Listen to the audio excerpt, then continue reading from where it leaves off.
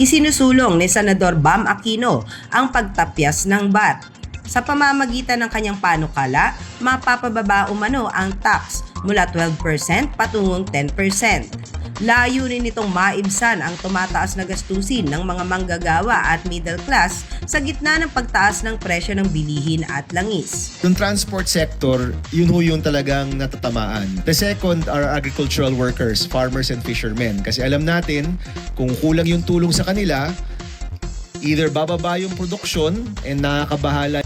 DSWD has talked about topping up current programs. I guess 4Ps po yung pinag-uusapan natin dyan, no? Meron pa po bang ibang sektor na binibigyan ng special focus in this next few weeks or next few months?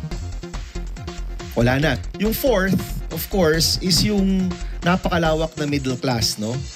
Kung aabot nga to ng isa pang taon, 6 months to 1 year pa ito, anong tulong ang pwede nating ibigay sa mga kababayan natin apart from the specific sectors? Sa ilalim ng Senate Bill number 2047, target na mapababa ang presyo ng mga pangunahing bilihin, serbisyo at produktong petrolyo.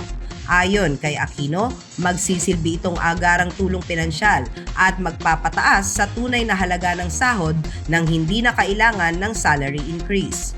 Dahil tila na pag-iiwanan na anya ang middle class sa mga umiiral na programa ng pamahalaan. Ito'y mga pamilyang may dalawang minimum wage earners na nahihirapan ng makasabay sa taas ng gastusin dahil kumikita lamang sila ng 30,000 hanggang 36,000 pesos kada buwan.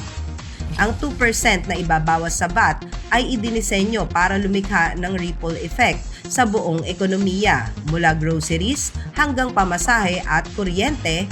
Layo nitong patatagin ang spending power ng consumers. Bukod sa mas murang presyo, magkakaroon ng kakayahan ang mga pamilya na matustusan ang iba pa nilang pangangailangan.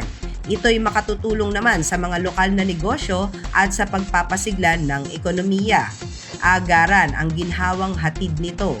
Ngunit giit ng senador, dapat tiyakin ng pamahalaan na maayos ang koleksyon at paggamit ng buwis dahil kung hindi ay masasayang lamang ito. Ako po ang inyong kaibigan, Clarissa D. Guzman para sa Balitang Unang Sigaw.